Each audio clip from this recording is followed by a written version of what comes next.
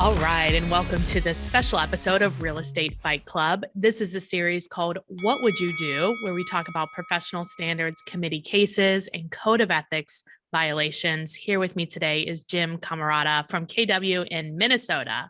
Hey, Jim. Hello, Jen. How you doing? Good. How are you? Fantastic. What case do you have for us today? Oh, it's kind of an interesting one. Interesting is always a interesting word in itself. You may look at it and say, well, duh, yeah. So anyway, here's the case. Okay. Real estate agent lists a house. It's kind of a vintage house.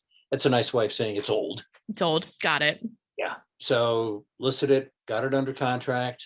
Home inspection revealed to the buyer that there were issues with the furnace. It was old. It was leaking carbon monoxide. Oh, that's not good. It really should be addressed, replaced, whatever. Okay. So buyer said, unless the seller's going to do something about it, I'll pass. Wow. That's canceled. Okay. And so the listing agent went back to the seller and explained, we've got a material fact here. This furnace is dangerous and it should be repaired or replaced. And the seller said, nope, not going to do it. And I do not want you to disclose that. Okay. To which the listing agent said, that is something that I cannot live with. That is except that who was it? We fought about something similar to this before, at least we did on the regular podcast. Yeah, but it's an unlawful instruction because it's a material fact, which must be disclosed. I guess we're going to discuss what is a material fact. Okay. And so seller said, nope, you cannot disclose this problem. And the agent said, did they agree that it was a problem? Oh, he had the full report. It was leaking. But the report's from the inspector, not from an HVAC person, correct? It was recommended to get the AC person out there and basically confirm the same thing. So the seller said, nope, I'm not going to deal with it. I'm not going to reveal it. I don't want you to. And the listing agent said, then we're done. I cannot represent you and follow that guideline. Okay. So about 3 months later or so, the original listing agent discovers that the house is back on the market. Okay. So, I wonder if the seller addressed that condition with the furnace. No, of course not. So he called up the new listing agent and said, hey, no. So was the furnace problem taken care of? And the listing agent said, what furnace problem are you talking about? Well, was it fixed? Was it replaced? Was it repaired? I don't know what you're talking about. So I had a conversation with the seller who said the same thing. I'm not dealing with it. I don't want you to reveal it. And, I'm not sure that at this point we actually know anything's wrong, right? Because I guess that would be my biggest question. How do we know something is wrong? Did a licensed person go there and say something is wrong? It was leaking carbon monoxide. According to the inspector or to the HVAC person? Replacement because unacceptable levels of carbon monoxide were being emitted. And okay, so from his, and then his recommendation is to get a heating and cooling person out there. It's a little bit gray for me because it is. It is. And that's why I always follow up and say, all right, let's get an HVAC person in there. But if the seller doesn't allow it, then you're back to allegedly, there could be a problem. Yeah. So, were they living there? Yeah, they're allegedly living there. So they could die. Yeah, they could. They didn't care. Yeah. Because there are some inspectors are not licensed heating and cooling people normally. Or licensed electricians or whatever, right? That's why they don't generally comment about, they say get further information from a person who knows, like who's a specialist. right? They're like a general practitioner and they're Yep. saying, Yep, they're looking, get a roofer, get an electrician, get a right. plumber, get an So HVAC person. is our question then, is this a material fact? What's Mhm. our, Yeah, and in my definition of a material fact, it is something that is known that if I knew that, would I proceed with the purchase or not? So it's kind of a pivotal piece of information as to whether I would proceed or not. Now, that would be up to me if I got that information. I could live with it or I could. well, say no. did the disclosures, so then you're saying like the disclosures then disclosed, they didn't disclose anything. They said everything was fine. And truly, as far as the seller knows, it sounds like he believes everything is fine, or unless he said, no, I know it's not fine and I don't care. Um, and the seller disagreed and instructed the agent not to say anything about the furnace to other potential buyers. See, if I was the seller, I would have a heating and cooling person come out there and check it, right? Because if it is leaking carbon monoxide, like that's a problem.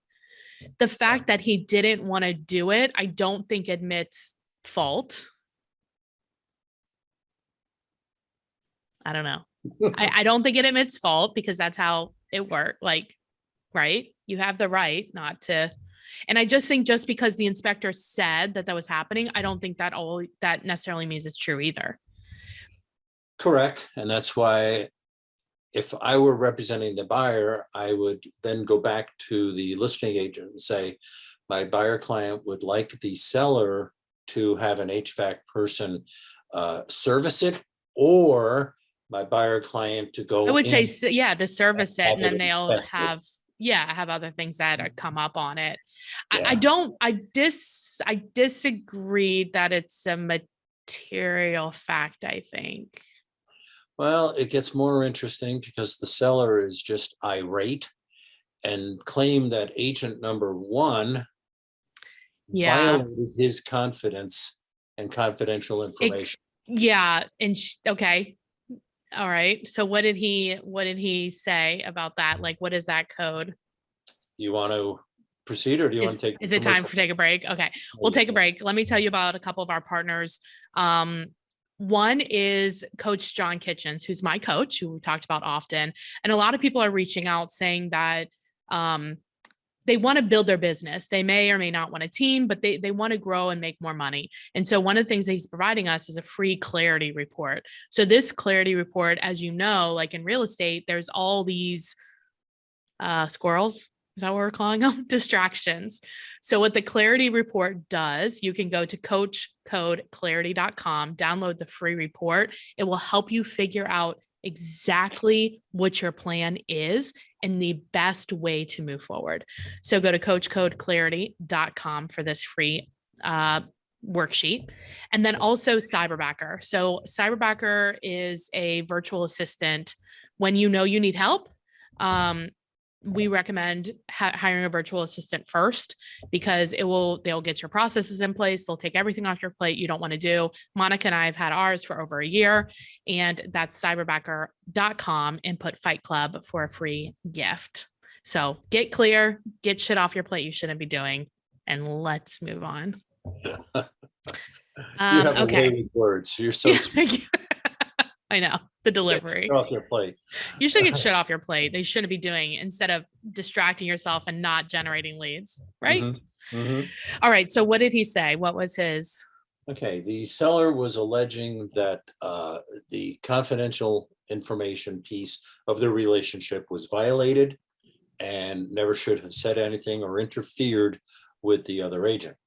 So Okay. the hearing panel disagreed and said,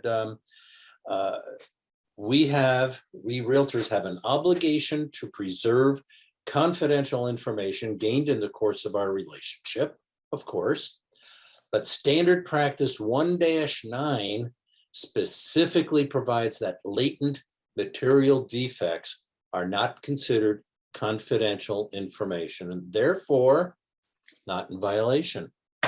So if you want me to read, because I know you. Yeah, I do. Okay, Jim, what is it? 1-9 is fairly long, but the last sentence says, information concerning latent material defects is not considered confidential information under this code of ethics. So. That agent doesn't not found- define, Oh, there's a whole long definition. okay, I'm gonna, okay, 1-9. so, It's a big paragraph. okay, It goes through all the specifics. So, okay, so yeah, so a latent defect can't be easily observed, which this is the case, right? Like it can't be easily observed. I feel like, so she was just calling the other agent just to put the seller on blast about this furnace. just curious, did the seller fix it? Or replace Did she have it? a buyer?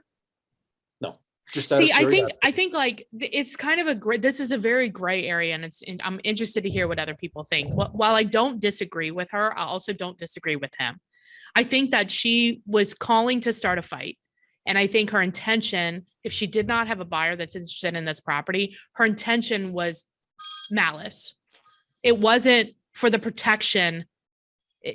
I don't know. It just seems like, why would you do that unless you had a buyer? Yeah, and you could also argue, was she interfering with an existing agency relationship? So it could go down a number of different Not paths. was she? I don't think so. Why would Well, that be? she's interfering with a relationship between the listing broker or agent. Oh, right, because yeah. they already, yeah. But if her view was it's a violation not to disclose, yeah, you could argue that. You could argue it both ways. But I guess like the question is too, is like, if we agree that there's a material defect that the seller will not get information on and will not get further information on, does that automatically assume? I don't know. I just don't think that. I think the inspector could be wrong.